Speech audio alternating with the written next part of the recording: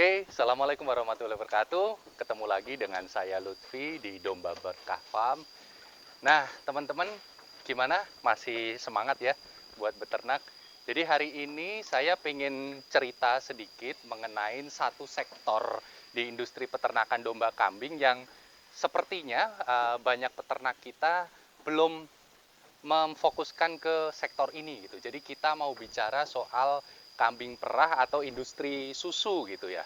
Nah, kenapa demikian? Jadi kita melihat kalau susu kambing ini mungkin kalian juga sama-sama tahu mungkin baru ada beberapa peternakan besar yang memfokuskan sektor milking ini gitu. Salah satu sektor turunan dari bisnis peternakan domba dan kambing. Nah, mungkin kita sebelum bahas lebih dalam, saya ingin di awal ini memperkenalkan jenis-jenis kambing atau domba ya yang sekiranya bisa memberikan hasil maksimal terhadap produk susu itu tadi. Sebetulnya secara garis besar, secara umum itu semua jenis kambing itu bisa dijadikan sebagai produsen susu. Tapi nanti kalau kita bicaranya sudah ke fokus ya, sudah ke bisnis yang lebih serius, artinya kita harus mempunyai jenis kambing yang memang difokuskan untuk menghasilkan susu yang optimal. Nah gitu. Nah ini kalau bisa kita lihat, ini adalah salah satu jenis kambing perah juga, kambing susu nih. Sini. Nah ini jenis kambing yang ini ya, ini betina. Nih, ini jenis kambing Sanen namanya. Jadi dari pegunungan Sanen, dari lembah Sanen di Swiss. Dia ini jenis kambing susu yang sifatnya cukup anteng gitu ya, cukup anteng, cukup menarik gitu ya. Karena memang secara literatur produksi susu yang bisa dihasilkan oleh si jenis kambing Sanen ini cukup banyak, cukup tinggi, bisa sampai 4 liter sehari itu. Tapi kalau kita experience dari kita sendiri memang benar produksinya tinggi, cuman kualitas susunya sedikit encer. Kalau saya rasa ya experience dari saya gitu ya. Kemudian jenis kambing lain mungkin kalau teman-teman tahu ada Anglo-Nubian di tempat kita itu belum punya ya, itu adalah jenis kambing persilangan dari Inggris dan Afrika India. Itu juga mempunyai kualitas susu dengan produksi yang cukup tinggi.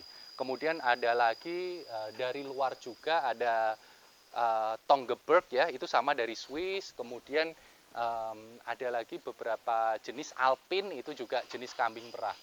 Nah ini kalau yang dari lokal kita punya nih bisa dilihat, ini adalah jenis etawa atau peranakan etawa. Kalau di Indonesia sendiri etawa itu ya artinya peranakan etawa. Ada dua ya, ada senduro, ada kaligesing. Ini adalah jenis salah satu kambing perah juga bisa dijadikan sebagai produsen untuk produksi pabrik susu kita nantinya gitu.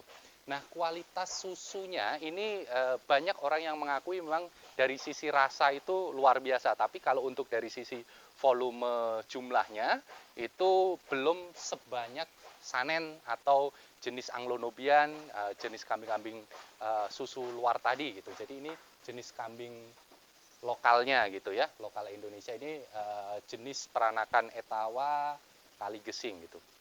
Nah, kemudian saat ini beberapa peternak sudah mengembangkan jenis kambing baru ya, yang memang difokuskan untuk mendapatkan dua sifat unggul tadi, jumlahnya banyak, rasanya enak. Nah ini muncul jenis kambing baru persilangan namanya Sapera, nih Sanen peranakan etawa gitu ya. Ini contoh jantananya seperti ini. Jadi silangan dari Sanen dan silangan etawa itu namanya Sapera. Nah ini kita bisa lihat ke sini ya. Kita lihat sini, ini adalah jenis sapera susu kita nih, sapera. Di sana ada etawa, nanti kita akan masuk coba lihat. Jadi jenis sapera ini saat ini yang bisa dikategorikan sebagai kategori unggul dari sisi jenis kambing perah. Dari sisi jumlahnya itu mendapatkan sifat unggul dari sisi Sanen, kemudian untuk rasanya dia dapat sifat unggul dari sisi etawanya. Oke yuk kita sambil lihat ke dalam, kita lanjut lihat ke dalam. Oke ya teman-teman, kita udah ada di dalam kandang ini kambing. Ini di sini ada etawa, di sini ada sapera. Nah Ini jenis kambing yang kita kembang biakan di kandang kita untuk produksi susu gitu ya. Nah, sebetulnya kalau dari sisi sifat alaminya, ini Etawa dan Sapera ini mirip. Cuman kalau kalian nanti ngembang biakan sisi Sapera, nah ini nih kelihatan bolong ya, jenis kambing ini agak galak ya. Jadi kalian harus sering-sering renovasi, jadi kalau bisa cari ABK yang pinter nukang-nukang. Jadi bisa langsung perbaiki kalau ada kambing-kambing rusak gitu. Nah, ini bisa dilihat nih ya.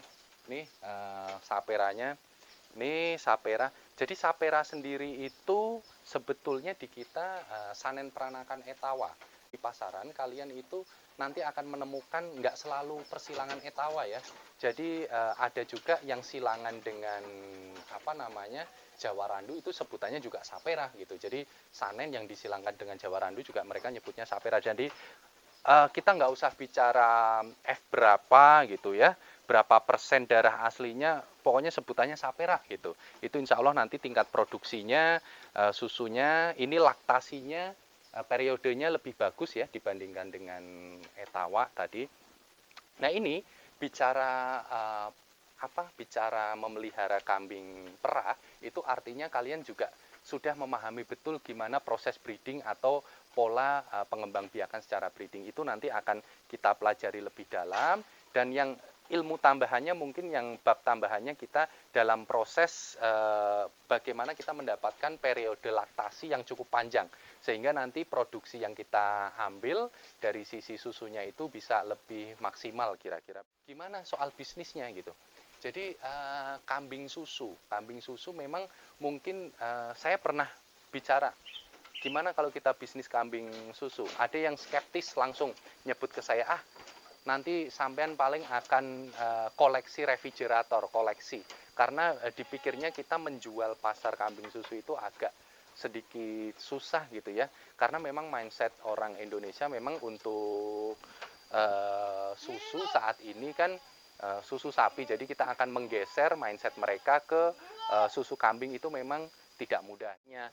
Akan menaruh susu kambing kita ke etalase-etalase supermarket, ke warung-warung, ke minimarket, itu mungkin nanti kita bicarakan hal yang lebih serius lagi. Nah ini kita bicaranya untuk peternak yang lebih pemula. Jadi ketika kita memiliki jenis susu kambing perah ini, keuntungan kita yang pertama yaitu tadi, kenapa saya bilang ini bisa seperti mesin ATM.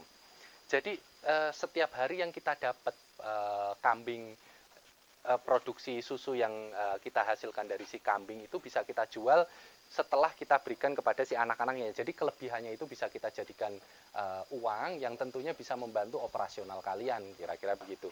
Nah kemudian apalagi, tentunya buat kalian yang sudah menerapkan pola breeding, ketika nanti ada problem-problem permasalahan pada indukan breedingnya sehingga cempe-cempe akan membutuhkan hanya si susu, ini bisa disuplai dari si kambing-kambing perah ini. Jadi ada yang bilang kalau kalian main breeding harus punya sapi gitu kan untuk menunjang produksi susu ketika nanti indukan tidak menghasilkan susu. Nah ini kita bisa disupport juga dari si jenis kambing perah ini sini.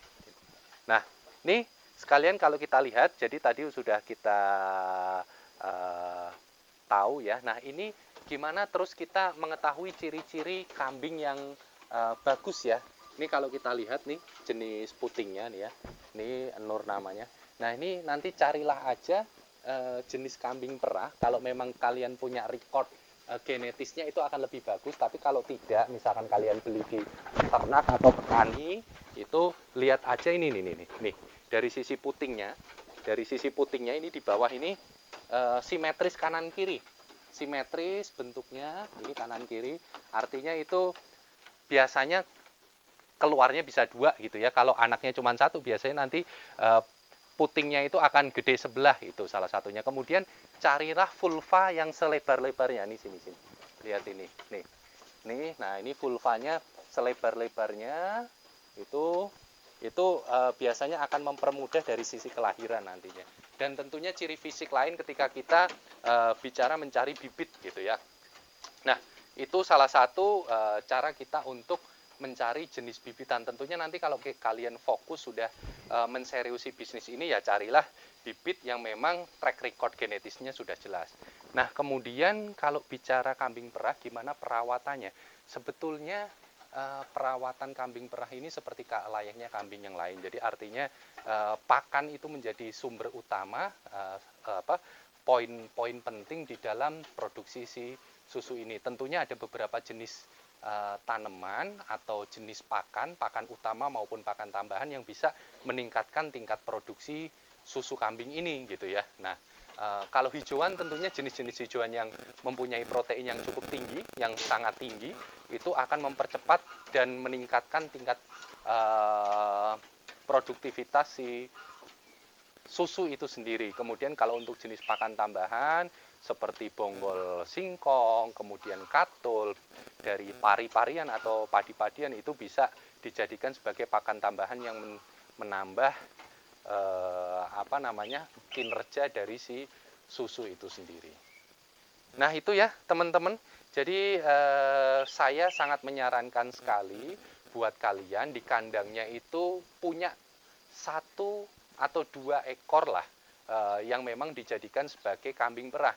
Tidak serta-merta untuk mencari ekonomisnya, nilai ekonomis bisnisnya, tapi sebetulnya secara fungsi operasional ini akan sangat menunjang dari sisi operasional kalian ketika kalian menerapkan pola peternakan breeding, itu akan sangat membantu. Dan bila ini diseriosi dengan seksama, kalian akan memperoleh hasil maksimal layaknya ATM, karena tadi ya setiap hari kita akan mendapatkan produksi susu yang bisa kita jual.